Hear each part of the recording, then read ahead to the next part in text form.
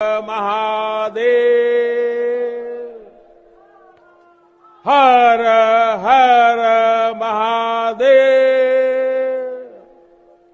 हर हर महादेव।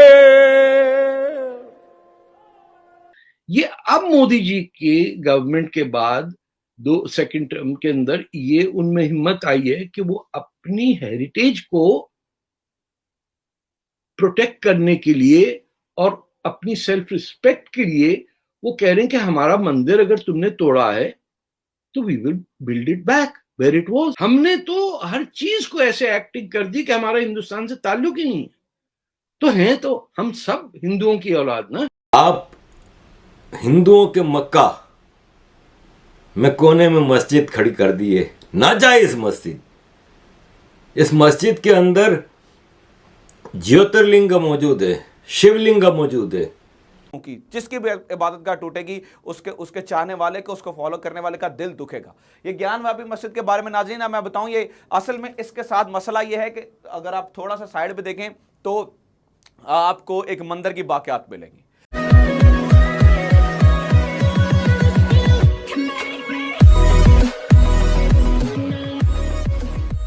नमस्कार दोस्तों, अगर आप देखो तो जो प्रधानमंत्री मोदी की जो पहली टर्म थी ना, वो एकदम सिंपल रही। नो डाउट उन्होंने कई सारे रिफॉर्म्स करने की ट्राई की, फॉरेन पॉलिसी को बहुत चेंजेस किए, कई सारे चेंजेस थी। लेकिन जो खास करके एक जो कट्टर हिंदू है वो ये वेट करके बैठा था कि हमारी पुरानी जो धरोहर थी वो कब क्लेम करेंगे। ठीक है, 370-35 से कब हटाएंगे, राम मंदिर के बारे में हम कब सोचेंगे, उसके अलावा अगर हम कश्मीर के बारे में कब सोचेंगे। अब उसमें राम मंदिर हो गया, कश्मीर हो गया, मतलब 370-35 से हो गया, अब यूसीसी कभी भी आ सकता है। अब ऐसी सिचुएशन के अंदर अगर हम देखें तो महादेव कॉरिडोर, उसके अलावा काशी विश्वनाथ कॉरिडोर, उसके अलावा जो और भी कई सारी चीज़ें हैं वो हो रही है, उसके अलावा ज्ञानवापी वाली चीज़ भी हो रही है। कहने का मतलब ये है कि अब जो है ना वो एक अलग तरीके से ना ही सिर्फ बीजेपी, ना ही सिर्फ प्रधानमंत्री मोदी बल्कि उसका वोटर भी अब प्राउड फील कर रहा है कि हमने जिनको वोट दिया वो अब हम जो चीज़ की वेट करके बैठे थे वो सारी चीज़ें हो रही है। इसी के साथ ये वीडियो शुरू करते हैं। जो ज्ञानवापी मॉस्क है और जो टेम्पल है साथ, जो कि विश्वनाथ ज्ञानवापी मॉस्क इसको कहा जाता है और साथ ही उसके बिल्कुल एक ही जगह पे है, उसमें जो जगह है ये दरअसल टेम्पल की जगह है और यहाँ पर मॉस्क जो है वो बाद में बनाई गई, उस टेम्पल की जगह को तोड़ के इस तरीके से बनाई गई। तो उसके बाद जो कोर्ट है उसने ये ऑर्डर किया कि इस पे एक आर्कियोलॉजिकल सर्वे करवा लिया जाए कि ये जगह वाकई किसकी है। टेम्पल एग्जिस्ट करता है, उसके सामने मस्जिद आप जाके देखिए तो आपको दिख जाएगा कि ये मस्जिद, ये टेम्पल था, इसके सामने मस्जिद बना दी गई है। ये पहले लोधी साहब ने किया, उसके बाद औरंगजेब ने किया और इट स्टैंड्स देयर। आप अगर दूसरे जगह जाएं जहां लॉर्ड कृष्णा की बर्थ प्लेस है, वहां आप देखिएगा उसके ऊपर भी मस्जिद बनी हुई है। ऐसा लगेगा आपको जब मक्का में खाना काबा के एक तरफ कोने में एक चर्च या एक मंदिर खड़ा कर दिया जाए। कबूल करेंगे आप? जबकि ओरिजिनली इस्लाम से पहले वहां पे 360 बुत थे। तो क्या आज बुत परस्तों को यह हक हासिल नहीं है कि वहां पे मंदिर बनाए? आप हिंदुओं के मक्का में कोने में मस्जिद खड़ी कर दी है, नाजायज मस्जिद। इस मस्जिद के अंदर ज्योतिर्लिंग मौजूद है, शिवलिंग मौजूद है। और बहैसियत इंसान किसी भी उस इंसान का दिल दुखेगा जिसकी इबादतगाह को तोड़ा जाएगा, गिराया जाएगा। चाहे वो मंदिर तोड़ा जाए, चाहे वो जो है वो गुरुद्वारा तोड़ा जाए, चाहे वो यहूदियों की इबादतगाह तोड़ी जाए या मसीहियों की, जिसकी भी इबादतगाह टूटेगी उसके चाहने वाले को, उसको फॉलो करने वाले का दिल दुखेगा। ये ज्ञानवापी मस्जिद के बारे में नाज़रीन मैं बताऊं, ये असल में इसके साथ मसला ये है कि अगर आप थोड़ा सा साइड पे देखें तो आपको एक मंदिर की बाक़ियात मिलेंगी। मोदी जी के गवर्नमेंट के बाद सेकंड टर्म के अंदर ये उनमें हिम्मत आई है कि वो अपनी हेरिटेज को प्रोटेक्ट करने के लिए और अपनी सेल्फ रिस्पेक्ट के लिए वो कह रहे हैं कि हमारा मंदिर अगर तुमने तोड़ा है तो we will build it back where it was. आप खुद जाके देख लीजिए इस मस्जिद को। आप आप काशी चले जाएं, बनारस जिसे कहते हैं हम, और सामने देखिए तो वो टेम्पल का अगला हिस्सा तो मस्जिद है और उसका पीछे का पूरा हिस्सा हिंदू टेम्पल के कब्जे में। तो आप अंदाजा लगाइए पाकिस्तान में अगर ये हो सकता हो कि मस्जिद पे किसी ने हिंदू टेम्पल बनाया हो, आप सोचिए इस बात। बाबर ना पैदा हुआ हिंदुस्तान में ना मरा, बाबर आया लूटने हिंदुस्तान में, और उसने उसके नाम पे एक टेम्पल के ऊपर मस्जिद बना दी गई। और अयोध्या के अंदर आप सोचिए 500 साल हिंदुओं को स्ट्रगल करनी पड़ी अपने टेम्पल वापस लेने के लिए। और जिस आर्कियोलॉजिस्ट ने उस पर रिसर्च करके सुप्रीम कोर्ट को अपनी फाइंडिंग दी, दैट वाज अ मुस्लिम, जिसने कहा कि यह तो नीचे टेम्पल है, इसके ऊपर बनाया गया। और इनको ये भी ऑफर किया गया कि उसी इलाके में आप साथ में मस्जिद बना लीजिए, ये टेम्पल का हिस्सा खाली कीजिए। दे एक अंधे को भी नजर आता है कि ज्ञानवापी मस्जिद के नीचे बुनियादों में मंदिर की बुनियादें मौजूद हैं, और ऐसे हजारों मंदिर हैं। फिर भी ये शराफत है मोदी जी की, बीजेपी की, कि इन्होंने ये मस्जिद रहने दी। लेकिन क्या क्या अच्छा नजर आ रहा है आपको ये सीन में? आपको क्या अच्छा नजर आ रहा है? ये बार बार दुनिया को, गैरतमंद दुनिया जो ह्यूमैनिटी पे बिलीव करती है, उनको याद दिलाती है कि देखें किस तरह हिंदुओं के ऊपर अत्याचार हुए हैं। नाज़रीन, काशी विश्वनाथ मंदिर और ज्ञानवापी मस्जिद, याद रखिएगा, ये गंगा किनारे के ऊपर है। इनकी जो एक पवित्र नदी है गंगा, उसके किनारे पर काशी विश्वनाथ का मंदिर जो अभी बना है, जो कि उसके बाद बना विक्रमादित्य का, तो मैंने आपको बताया तोड़ दिया गया था।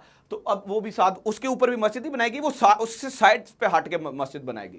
खैर, जो अब इनका नया काशी विश्वनाथ मंदिर है, इसके लिए नरेंद्र मोदी ने एक नया प्रोजेक्ट शुरू किया है, उसका नाम है काशी कॉरिडोर प्रोजेक्ट। जिस तरह एक मुसलमान आर्कियोलॉजिस्ट ने यह तय किया कि ये बाबरी मस्जिद के नीचे अयोध्या का टेम्पल है, एंड इलाहाबाद हाई कोर्ट और फिर सुप्रीम कोर्ट ने उसको वैलिडेट किया, और बाकी मौलाना जितने थे उन्होंने कहा एक्सेप्टेबल।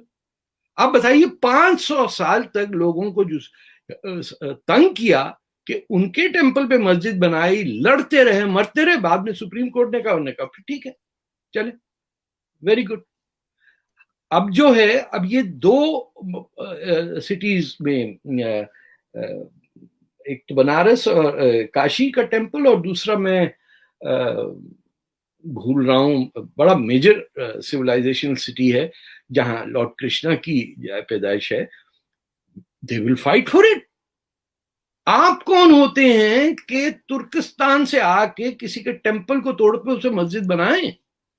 किस हकीम ने कहा है कि जाके हिंदुस्तान पे अटैक करो? अरे वहां पैसा था, सोना था टेम्पल्स में, तो उनको लूटने आए ना। मुल्तान में जब ये अफगानों ने कब्जा किया तो उनका एक थ्रेट होता था कि अगर आप आए इसको वापस लेने तो हम आपके जितना गोल्ड स्टैचूज है हम डिस्ट्रॉय कर देंगे, बुत तोड़ देंगे आपके। ये कोई तरीका तो नहीं है ना कि फिर हम लोग कहते हैं कि तलवार की बेसिस पे इस्लाम फैला, और बोले नहीं। अरे तुम गले पे चाकू रख के आदमी को कह रहे हो कि वरना हम मार देंगे तुम्हें, टेम्पल तोड़ रहे हैं। तो we have committed major sins by Islamic standard by destroying other people's places of worship. हमने तो हर चीज को ऐसे एक्टिंग कर दी कि हमारा हिंदुस्तान से ताल्लुक ही नहीं है।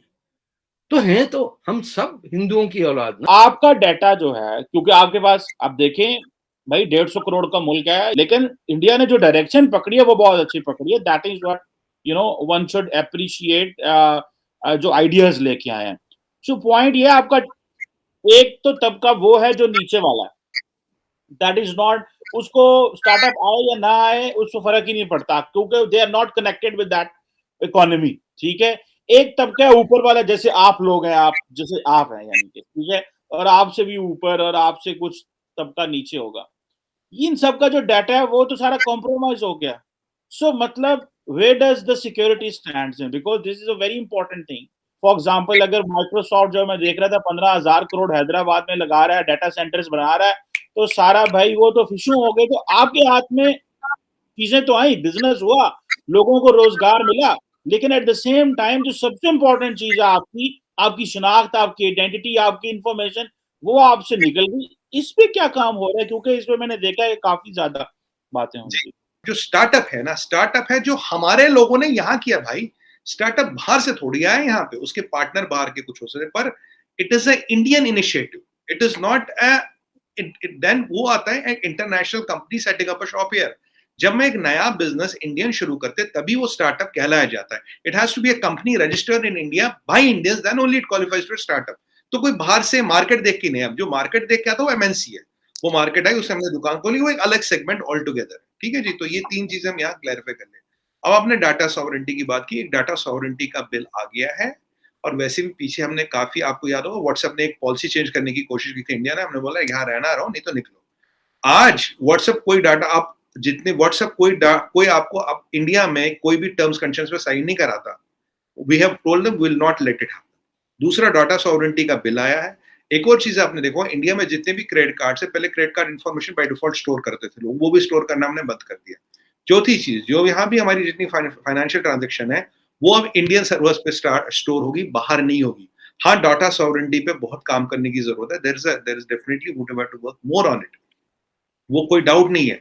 बट ये बात चीमा साहब की इस स्टार्टअप डाटा निकलेगा, स्टार्टअप तो मेरे भाई एविएशन में भी आ रहा है, स्टार्टअप तो डायरी में आ रहा है, एग्रीकल्चर में आ रहा है, machine startup does not mean IT. The common notion is startup means IT. IT might have some 20-30% share. जो हमारा एग्रीकल्चर वाला स्टार्टअप है, जो हमारा पेस्टिसाइड वाला स्टार्टअप है, जो हमारा इसमें एविएशन में है, जो हमारा मशीनरी में है, जो हमारा मतलब मान लीजिए फार्मिंग में है, जो हमारा पोल्ट्री फार्म में स्टार्टअप है, फिशरीज में स्टार्टअप है। तो startup is not only limited to IT। वहां तो डाटा ही नहीं, ना डाटा का लेना होता, ना डाटा का देना होता है। We have lot of technology driven startups जहां डाटा कॉमन मैन का आता ही नहीं है। एंड डाटा सॉवरेंटी बिल आते ही जितने भी छोटे मोटे इधर उधर इश्यूज है, that will be settled. Now Indian data जो है as per law it has to be stored on Indian servers only. तो डाटा ब्रीच का कोई खतरा नहीं है। और आपने फिर बोला जी ऊपर और नीचे वाले लोग, ये भी आपका बड़ा अच्छा सवाल था। और चीमा साहब कहेंगे मैं सवाल तो मैंने एक पूछा था, अब मैं याद कर रहा हूँ क्या क्या पूछा था। देखिए आज से 5-1 साल पहले देखिए, जो अगर मैं आपको यूपी की बात बताता हूँ, फॉर एग्जाम्पल यूपी हमारा सबसे बड़ा स्टेट है, करेक्ट। यूपी में चीमा साहब 6 साल पहले योगी जी जब नहीं थे तो average I think income per year थी आदमी की 50,000 रुपए। अगर आज का डाटा देखिए ये 92,000 रुपए बढ़ी है, 92,000 रुपए, इट्स ऑलमोस्ट डबल्ड। सो ये कहना कि भाई मेरे जैसे या मेरे ऊपर या मेरे नीचे वालों को फायदा हो रहा है, यूपी में तो पाकिस्तान से बड़ी जनसंख्या ना, हर तरह का बंदा रहता है यूपी में, छोटे से छोटा, बड़े से बड़ा। अगर उस जैसे स्टेट की per capita income has almost doubled, that means the growth of development have reached everywhere. And sir we have faced 2 years of covid. 80 crore लोगों को आज भी फ्री में खाना दे रहे हैं हम, क्योंकि उनका ध्यान रखना है। आज हमने वर्ल्ड में बोल दिया हम सबसे ज्यादा वीट देंगे, बताओ किसको कितना वीट चाहिए। हमारे पास इतनी वीट प्रोडक्शन है, सब ले लो। क्योंकि ये रशिया यूक्रेन वॉर से क्या हुआ, रशिया से आता था फर्टिलाइजर, रशिया से आता ऑयल, काफी लोगों की food production has been impacted. हमने तो खुद जाके बोला बताओ किसको कितना दान चाहिए, कितना अनाज चाहिए, हम देने को तैयार है, हमारे पास है। Even in the COVID, Chima Saab, our wheat production has been all-time high. We have beaten our previous records of wheat production. तो ये सब चीजें चल रही है। हाँ, data is a concern which we are working on. Data security law आ रहा है, डाटा सॉवरेंटी एक्ट आ रहा है, ये सब चीजें आ रही, बिल आ रही है, पर डाटा पे भी काफी नकेल कस दी गई। इंडियन डाटा ना सेल पे है ना ऑप्शन है। और दूसरी बात आपको बताऊं चीमा साहब, अगर आज एक सिनेरियो सोचो, एक सिनेरियो सोचो, ये जो फेसबुक है जिसको उन्होंने नाम बदल के मेटा कर दिया, अगर कल को हमने जकरबर्ग को बोल दिया भैया इंडिया से तेरी दुकान बंद, इसकी वैल्यूएशन विल क्रैश टू 1/10। अगर इंडिया, चाइना तो है नहीं तुम्हारे पास, अगर इंडिया निकल गया यू आर फिनिश्ड। ये सब खेलते वैल्यूएशन पे। अगर इंडिया ने बंद कर दिया आपको, आपकी वैल्यूएशन खत्म हो, यू आर फिनिश्ड। दूसरी बात को बताऊं, पीछे जकरबर्ग साहब आए थे 2-1 साल पहले इंडिया, कह रहे थे बड़ा IIT में घूमे, ये घूमे, कुछ यहाँ के इन्फ्लुएंसरों को पकड़ा कि I want to give you internet for free. वो इंटरनेट क्या होता है? फेसबुक फ्लेवर्ड इंटरनेट, मतलब आपका इंटरनेट वो कंट्रोल करना चाहिए। हमने कहा भैया राम का नाम ले, गाड़ी पकड़, जहाज पकड़, निकल ले। हमारे यहाँ चीमा साहब सबसे सस्ता इंटरनेट का डाटा बिकता दुनिया में. Our per GB cost is lowest in the world. And let me tell you, very soon you will see, आपको एक सरप्राइज दूंगा आज, जो भी स्कैंडिनेविया में हम सबसे मिलके आए ना, नॉर्डिक समिट वगैरह, आप बहुत जल्दी देखेंगे साल भर में internet pipes will go from India to these countries. यहाँ इंटरनेट डाटा बहुत महंगा है. चीनी यहाँ आ नहीं सकते, ठीक है, चाइना आउट है गेम से. अमेरिकन और यूरोपियन प्रोवाइडर हमसे compete नहीं कर रहे. डाटा, और सुनिए साहब, डाटा हमारा कोई नहीं लेगा, हम इंटरनेट देंगे. और ईश्वर की कृपा से हम चाइनीज तो है नहीं जिनकी डाटा चुरा ले, हुआवे ZTE तो है नहीं जिनका काम ही डाटा चुराना. हम बहुत सेफ सिक्योर खेलते, इंटरनेट दुनिया को हम देंगे साहब. कहाँ डाटा की परेशानी कर रहे हो चीमा साहब? आप हमारे शुभ चिंतक हो, आपको करनी चाहिए, पर टेक्निकली कई दिक्कत नहीं है साहब. चले वो आपकी बात सही है, आप बड़े अच्छे अंदाज से जो है ना बात को प्ले डाउन कर लेते हैं. लेकिन सुमित भाई, एक आखिरी छोटा क्वेश्चन, और वो ये है, मैं देख रहा था कि इंडिया की जो पॉपुलेशन प्रोजेक्शन है by 2060 India will be like, आप 1 अरब 70 करोड़ आबादी होगी, ठीक है, 2060 तक. एंड देन ये नीचे आती है, लेकिन इस सदी के आखिर तक भी आप 1.5 अरब होंगे. चाइना की आबादी कम हो रही है, ठीक है. तो ये जो गैप है, ठीक है, मतलब लिटरेट एंड इलिटरेट का, ठीक है, एक जो बहुत ज्यादा दुनिया विलेजेस में रहती है, जैसे हम आज भी बहुत सारे विलेज में रहते हैं, और हमारे तो शहरों की कैपेसिटी है, हमारे तो खैर मसला ही और है ना, वो तो कभी कभी देखे, क्योंकि हमें अपना ज्यादा पता है तो इसलिए हम परेशान हो जाते हैं. आपको भी मैं जानने की कोशिश कर रहा हूँ, ताकि जितना अच्छा जानूंगा उतना अच्छा मेरे पास चीजें आएंगी, और आप हमारी अकल बढ़ाने में बड़ा काम करते हैं. ये जो आबादी है, ठीक है, ये कितना बड़ा चैलेंज है, और ये जो यूनिकॉर्न्स आ रहे हैं या ये जो इन्वेस्टमेंट आ रही है, ये निचले वाले तबके को कैसे बीच में मेन स्ट्रीम कर सकते हैं, या कि ये सिर्फ वही है ये ऊपर वाले लोगों के लिए, मिडिल क्लास के लिए, अपर क्लास के लिए, ये उनके चौंचले हैं, और ये नीचे वाले वही नीचे रह जाएंगे, वो जिनके पास एजुकेशन नहीं है, वो जो गांव से हैं, जो कोविड में पता चला कि जिनकी ट्रैवल टाइम इतना ज्यादा है कि उनको सड़कों पे मीलों मील दिनों दिन चलना पड़ा, मतलब these are the loopholes ना. तो वो उसको कैसे प्लग करेंगे? कल के बोला मोदी जी ने, आपने कल देखा होगा डेनमार्क में, वहां NRI कम्युनिटी थी, उन्होंने बोला यार एक तुमसे प्रॉमिस चाहिए. बोला क्या प्रॉमिस चाहिए? बोला दोगे? अपने अंदाज में बोला उन्हें, हाँ जी देंगे. वहां पक्का दोगे? हाँ जी देंगे. बोला मेरे एक काम करना. लोग घबरा गए, अरे भाई क्या काम बोल दिया मोदी जी ने. बोला 5 नॉन इंडियंस, आपके जो दोस्त हैं नॉन इंडियंस, उनको इंडिया भेजो घूमने के लिए, let them come and explore India. आपसे इतनी मदद है. अगर आप गणित लगाए चीमा साहब, कितना NRI पॉपुलेशन है हमारा दुनिया में, into 5, and one person spending just $2,000, you know where it comes to be. तो ये चीजें संभव है. और ये जब अब जो हमारी विलेज में रोड्स बनी है, इंफ्रास्ट्रक्चर बना है, लाइट बनी है, चीजें बनी, तो वहां भी तो डेवलपमेंट जा रहा है ना, वहां भी तो चीजें हो रही है. तो it is not a city oriented development. और आपको एक पॉइंट बताऊंगा which might not be politically correct to say, but मैं आपको बता रहा हूँ, नहीं तो आपके दिमाग में फिर भी डाउट रहेगा, क्योंकि मुझे पता है आपके दिमाग में कहीं ना कहीं कुछ घूमेगा, यार ये सुमित भाई ने क्या बोल दिया. चीमा साहब, जो गवर्नमेंट कहाँ से बनती है? इलेक्शन से बनती है ना गवर्नमेंट, वोटिंग से बनती है ना गवर्नमेंट. वोट कहाँ से आता सर? 80% वोट रूलर, 80% से ज्यादा वोट रूलर है. गवर्नमेंट बनाते हैं वो लोग. आपको लगता है अगर उन पे डेवलपमेंट नहीं पहुंचेगी, उनका जिंदगी नहीं बदलेगी, गवर्नमेंट फिर चुन के आएगी, मोदी जी फिर जीत के आएंगे, योगी जी फिर जीत के? संभव ही नहीं है सर. इसीलिए democracy is the balancing fulcrum, क्योंकि आपको वोट चाहिए. वोट 80% 85% वहां से आता है. और अगर आप उनको आपका काम नहीं दिखा, उनको दिखा हवाबाजी है, तो अगले इलेक्शन में आप नहीं दिखोगे चीमा साहब. मतलब आपका मतलब नहीं, जो हवाबाजी करेगा वो नहीं. ये कांग्रेस वाले जो थे 400 सीट से ये 50 सीट पे सिमट गए हवाबाजी कर करके इतने सालों में.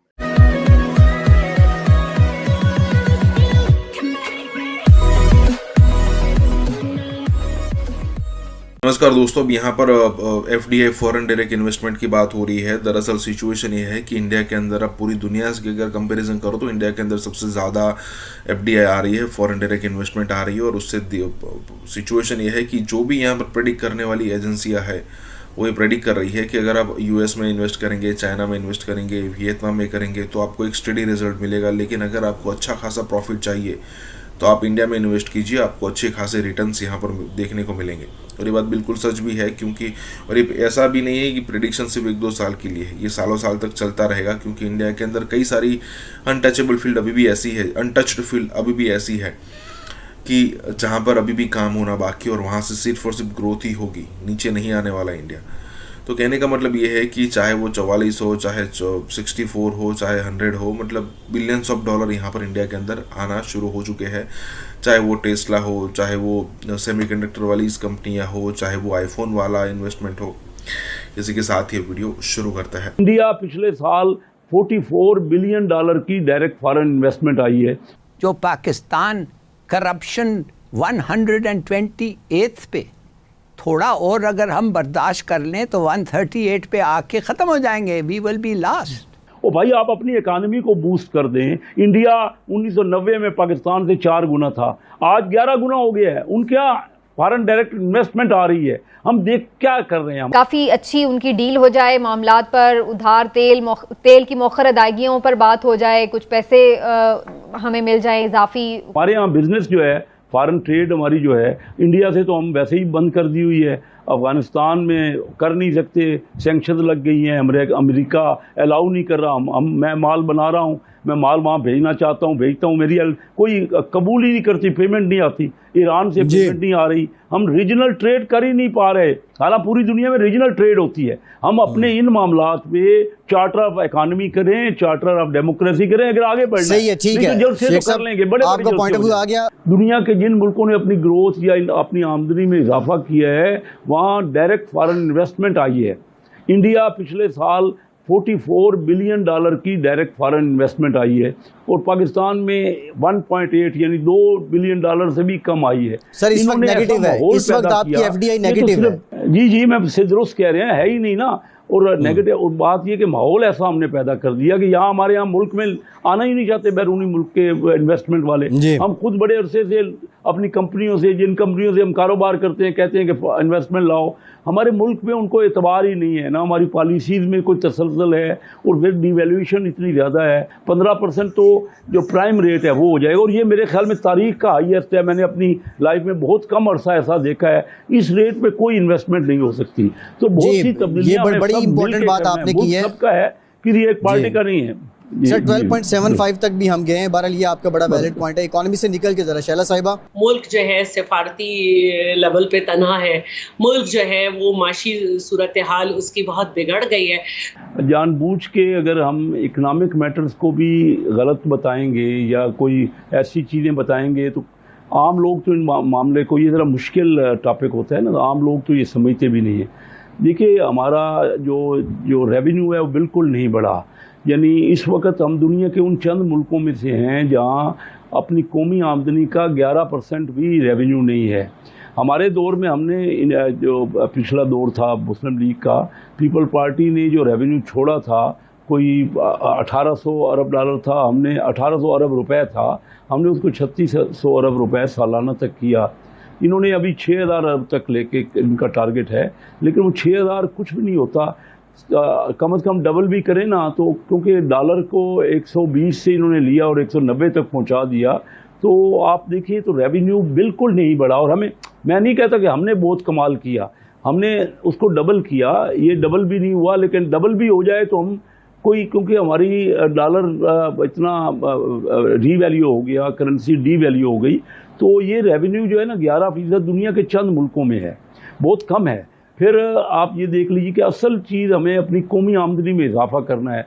जब तक हम 7-8% के ग्रोथ नहीं करेंगे, हम तो 4% ग्रो कर रहे हैं। खुद चीमा साहब कह रहे हैं 2-2.5% हमारी आबादी सालाना बढ़ रही है, हम बिल्कुल ग्रो, और ये 4% तो इस साल हो रहा है, पिछले सालों में तो ज़ीरो भी रही है ग्रोथ। ये पिछले 4 साल की एवरेज अगर ले लें तो 2% भी ग्रोथ नहीं है, यानी जितनी आबादी बढ़ रही है उतनी भी ग्रोथ नहीं है। असल चीज़ ग्रोथ है, और ग्रोथ बढ़ाने के लिए बड़ी तफसील से बात करना पड़ेगी कि क्या चाहिए। जो पाकिस्तान करप्शन 128 पे, थोड़ा और अगर हम बर्दाश्त कर लें तो 138 पे आके ख़त्म हो जाएंगे। We will be last. और बर्दाश्त करें, क्या बात कर रहे हैं भाई?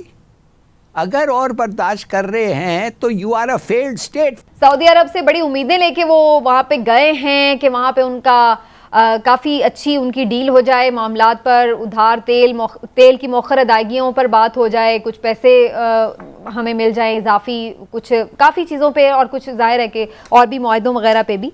तो आप समझते हैं कि ये सब चीज़ें अच्छी हो जाएगी मईशत अगर सऊदीया जो है वो हमारे साथ, हमारे नए वज़ीर आज़म के साथ मिल के चलने का कुछ बात बना लेता है? हाँ, ज़रूर। मैं ये कहूँगा कि एक वक्त इम्कान था कि हमें $7 बिलियन मिले, मगर खुद गवर्नमेंट ने कहा है कि कोई $3 बिलियन का पैकेज, 3 अरब का पैकेज, डॉलर का पैकेज अगर मिल जाए तो उससे भी वो खुश होंगे और बिल्कुल खुश होना चाहिए। मेरे ख्याल में पॉलिटिकली जो है वो ये है कि अगर उसको कोई बेहतर पैकेज मिले निस्बतन इमरान खान का, तो पॉलिटिकली उसको फ़ायदा मंद होगा।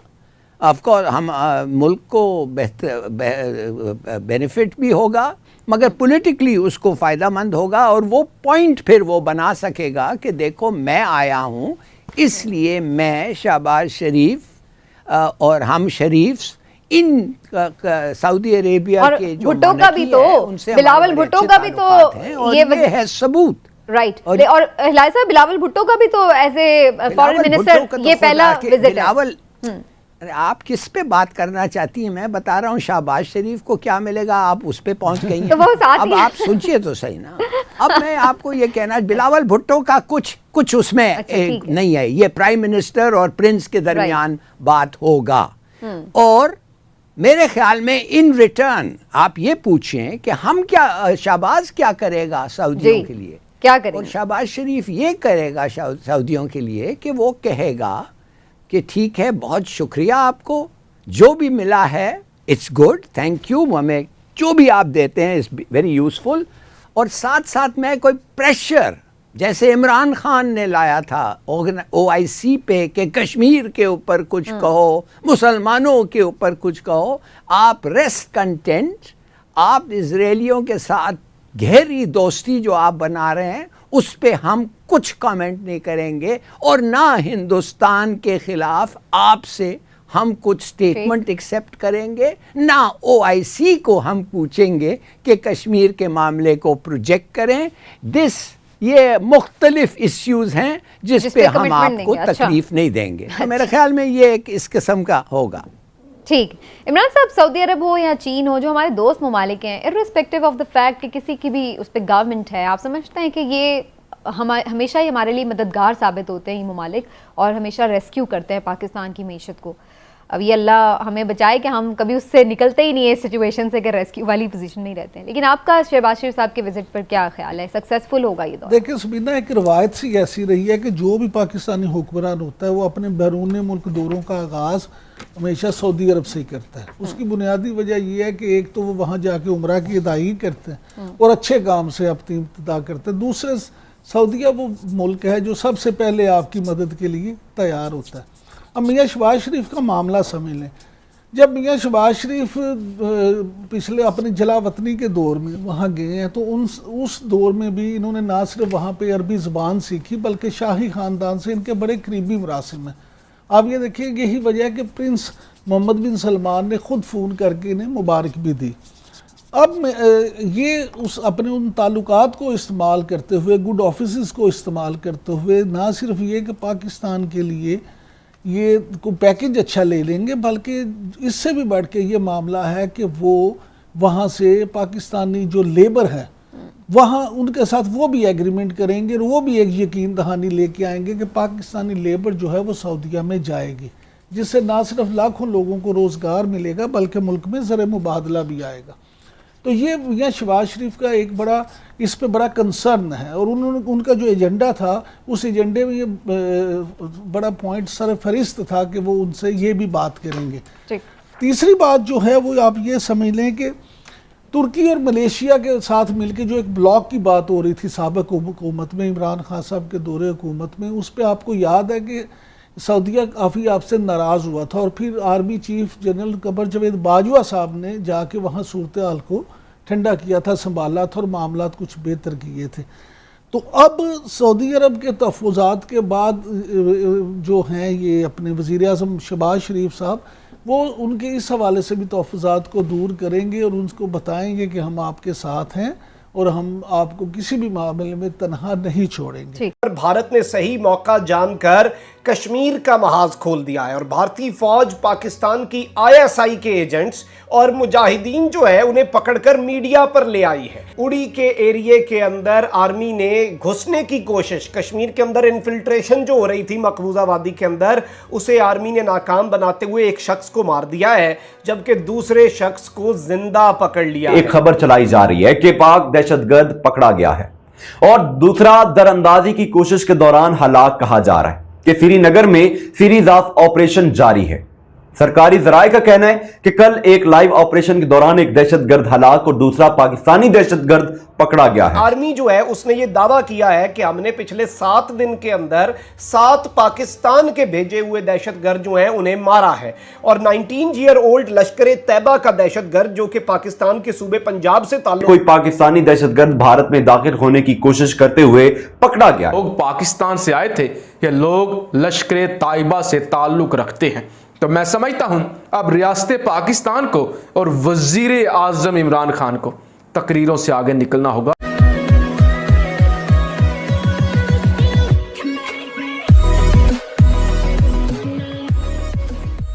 नमस्कार दोस्तों, इस वीडियो में जो डिस्कस हो रहा है वो पहली बार नहीं हो रहा है। डिस्कस की बात नहीं कर रहा, जो इवेंट हो रही है उसके बारे में बात है कि कई बार ऐसा होता है कि LOC पर हम जो है वो जो घुसपैठ करने की ट्राई करते हैं पाकिस्तानी या फिर उनके आतंकवादी, हम उनको पकड़ते हैं और कई बार वो हम डिक्लेयर कर चुके हैं कि भाई देखिए ये जो आतंकवादी था वो यहाँ पर घुसपैठ करने की ट्राई कर रहा था और इवन उनका बैकग्राउंड भी ले आते हैं कि भाई ये भाई साहब यहाँ के बैकग्राउंड के और ये भाई साहब यहाँ के बैकग्राउंड वाले हैं। और यहाँ पर यही बात हो रही है कि जब कभी भी इस टाइप की सिचुएशन होती है, पाकिस्तान या फिर कहीं कि उनका मीडिया तुरंत हाथ खड़े कर देता है कि भाई देखिए इंडिया ने एक साजिश करना शुरू कर दिया है और हमें यहाँ पर बदनाम किया जाएगा। फिलहाल तो FATF वाली सिचुएशन है नहीं, लेकिन फिर वो वही काउंट करेंगे कि देखिए ये सारी चीज़ें FATF में फिर काउंट होगी वगैरह वगैरह, लेकिन मानेंगे नहीं, सुधरेंगे नहीं।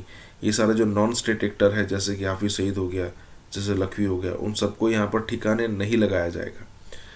इसी के साथ ये वीडियो शुरू करते हैं। और इस वक्त वो मुकम्मल तौर पर वही तरीका वारदात जो है वो अपनाना चाह रहा है और इस सब के अंदर इमरान खान और जनरल बाजवा के लिए ऐसा महसूस हो रहा है कि कश्मीर का महाज खुल चुका है। अफगानिस्तान का महाज अभी बंद नहीं हुआ, अफगानिस्तान को अभी तक हम मॉनिटर कर रहे हैं, लेकिन इस सब के अंदर भारत ने सही मौका जानकर कश्मीर का महाज खोल दिया है और भारतीय फौज पाकिस्तान की ISI के एजेंट्स और मुजाहिदीन जो है उन्हें पकड़कर मीडिया पर ले आई है। LOC के ऊपर फायरिंग हो जाती है, यानी कि 2003 का मुआहदा जिसे अभी पाकिस्तान ने रिन्यू किया और जिसे रिकन्फर्म किया सिर्फ और सिर्फ अमन के लिए, उसके अंदर सबसे पहले होती है जी खिलाफ वर्जी। 2 terrorist associated held hideout busted in Kashmir के 2 दहशतगर्दों के जो एसोसिएट्स हैं उन्हें पकड़ लिया गया है और हाइड आउट जो है जो कि जहां पर वो छुपे हुए होते थे उसे मकबूजा वादी के अंदर बस्ट कर लिया गया है, उसे मकबूजा वादी के अंदर पकड़ लिया गया है। हिंदुस्तान टाइम्स क्या रिपोर्ट कर रहा है? Militant killed, another captured as army foils infiltration in Uri. Uri के एरिया के अंदर आर्मी ने घुसने की कोशिश, कश्मीर के अंदर इन्फिल्ट्रेशन जो हो रही थी मकबूजा वादी के अंदर, उसे आर्मी ने नाकाम बनाते हुए एक शख्स को मार दिया है, जबकि दूसरे शख्स को जिंदा पकड़ लिया है। अब इस हवाले से NDTV जो है वो क्या कह रहा है आप ये देख सकते हैं। पाक terrorist 19 captured another killed during infiltration attempt कि पाकिस्तान का एक दहशतगर्द जिसकी उम्र 19 साल है उसे मार दिया गया है और एक मारा गया है और एक गिरफ्तार हुआ है। और इस सब के अंदर जम्मू और कश्मीर के अंदर मकबूजा वादी के अंदर इन्फिल्ट्रेशन हो रही थी और आर्मी जो है उसने ये दावा किया है कि हमने पिछले 7 दिन के अंदर 7 पाकिस्तान के भेजे हुए दहशतगर्द जो हैं उन्हें मारा है और 19-year-old लश्कर तैयबा का दहशतगर्द जो कि पाकिस्तान के सूबे पंजाब से ताल्लुक, captured in a massive army operation to stop infiltrations in Kashmir उड़ी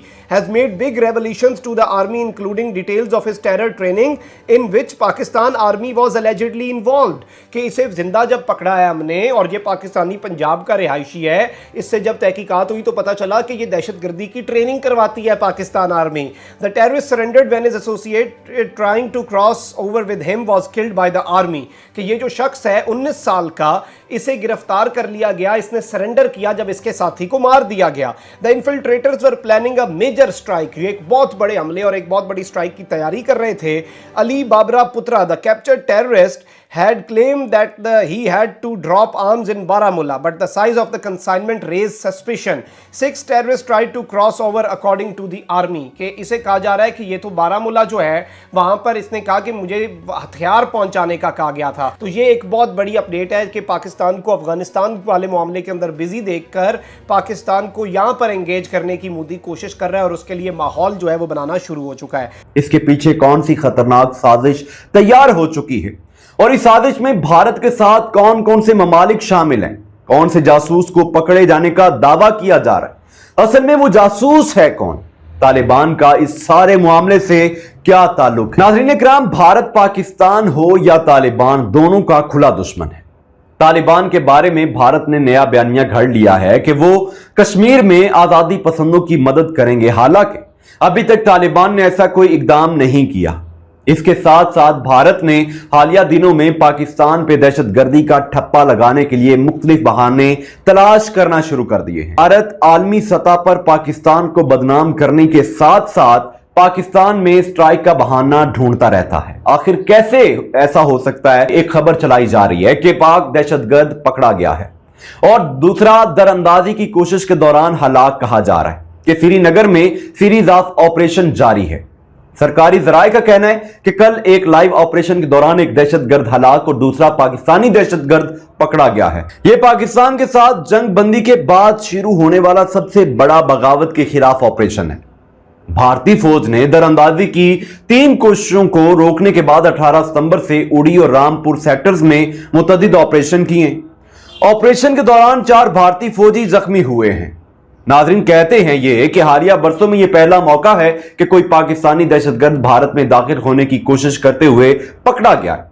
गुज़श्ता एक हफ्ते में तीसरी दरअंदाजी की कोशिश थी। कुछ दिन पहले फौज ने 3 दरअंदाजों को हलाक किया और असलहा और गोला बारूद का एक बड़ा जखीरा बरामद किया, जिसमें 5 AK राइफलें और 70 दस्ती बम शामिल हैं। पाकिस्तान और आलमी दुनिया को आईना दिखाया एक किस्म का इंडिया ने। उन्होंने कहा है कि करो तकरीरें, तुमने तो सिर्फ तकरीरें ही करनी है ना, तकरीरों से ही काम लेना है ना, तकरीरों से आगे तो बात बढ़नी नहीं है। हम दिखाते हैं, हम किसी से नहीं डरते। और आपने देखा इस वक्त लाइन ऑफ कंट्रोल पर हालात कशीदा हो चुकी हैं और कहा जाता है कि ये लोग पाकिस्तान से आए थे, ये लोग लश्कर ताइबा से ताल्लुक रखते हैं। तो मैं समझता हूं अब रियासत पाकिस्तान को और वजीर आजम इमरान खान को तकरीरों से आगे निकलना होगा। जब इंडिया की जानब से LOC पर फायरिंग की गई है तो हालात आने वाले दिनों में मजीद खराब होते जा रहे हैं। और जब से मोदी और बाइडन की मुलाकात हुई है और मोदी ने इजाज़त मांगी है बाइडन से कि हम पाकिस्तान के खिलाफ जो कुछ भी करें आप कुछ नहीं कहेंगे हमें, और उसके बदले में हम आपका साथ देंगे चीन के खिलाफ लड़ने